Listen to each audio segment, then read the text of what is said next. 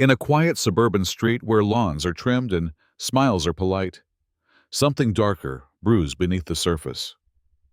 And it starts with a fire small, forgettable, but from its ashes rises a force no one expected. This is the story of a retired engineer, a power-hungry neighbor, and a community pushed to its breaking point. Sometimes, the fight for peace begins when someone dares to say, enough. Mike Forrester had spent the last 7 years in quiet retirement, nurturing his backyard garden with the precision and patience only a former electrical engineer could possess. Roses, tomatoes, and a proud lemon tree lined the walkways he'd built by hand. Every morning, he brewed black coffee, walked through his plants, and breathed in the life he had crafted for himself. After a lifetime of circuits and deadlines, this calm, this silence was earned. Then Karen moved in 2 houses down. She introduced herself as a community-minded professional with experience in neighborhood optimization. Within weeks, she had inserted herself into every local decision. HOA meeting. She ran it. New mailbox height regulation, her idea. But it wasn't until a neighbor accidentally left a dish towel on a hot stove, causing a minor kitchen fire, that Karen saw her opening. The fire was put out in minutes. The fire department arrived, handled it, and left. But Karen stood in the street, arms crossed, lips pursed, watching the smoke dissipate like a general surveying a battlefield. That evening, every mailbox on the block received a flyer, Community Fire Watch Initiative, mandatory meeting on Thursday. Mike tossed it into the recycling bin, thinking it was another one of Karen's absurd ideas. He was wrong. By the weekend, Karen had convinced half the street to join her patrol. She wore a neon vest, blew a whistle for attention, and knocked on doors to inspect kitchens. Some neighbors resisted at first.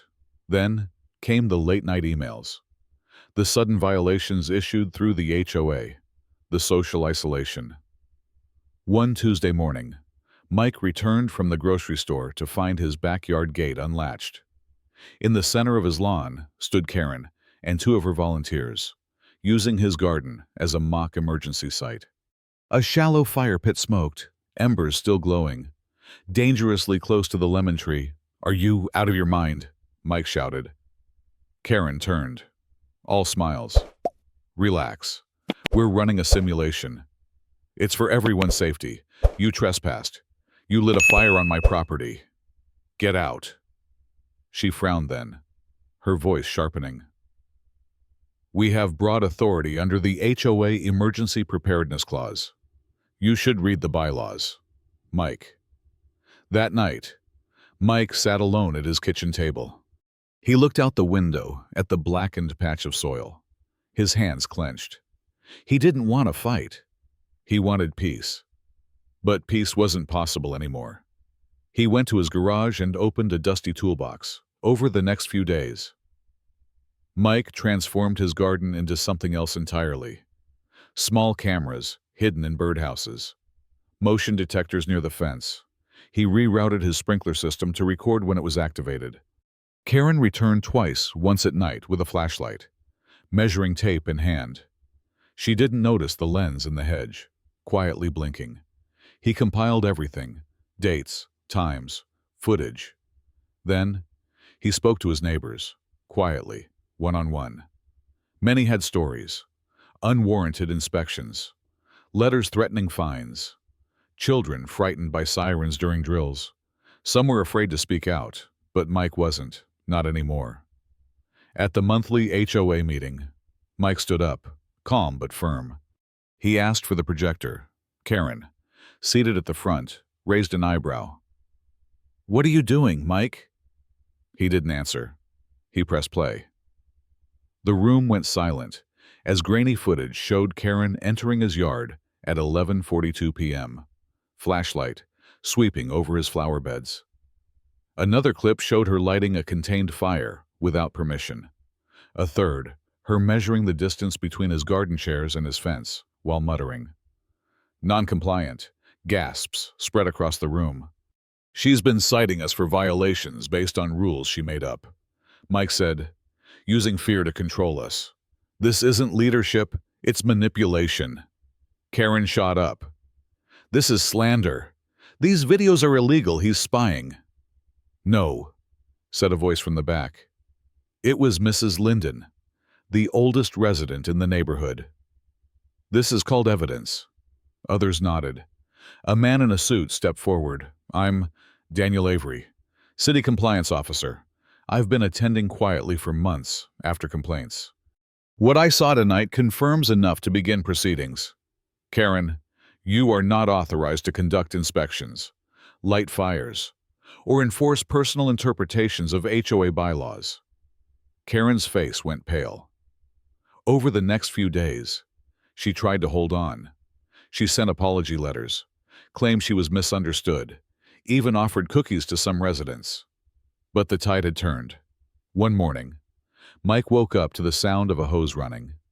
He stepped onto his porch and saw Karen, in her ridiculous oversized safety suit, frantically trying to scrub soot off the sidewalk, her hose tangled, boots too big.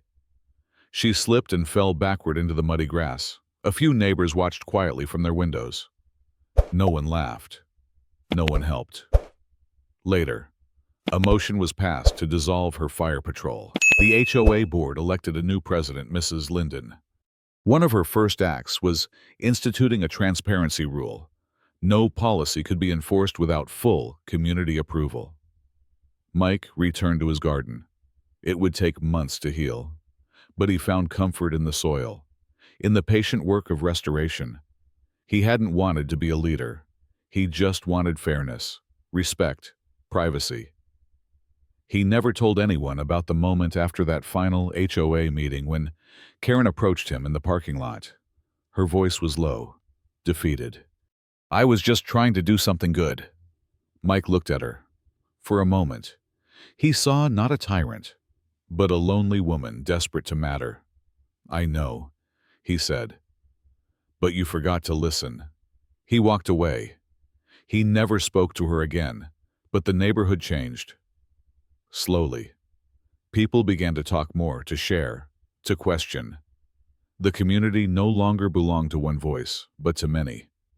And in the heart of it all, a quiet man with a rebuilt garden watered his lemon tree and watched the roots grow deeper than before.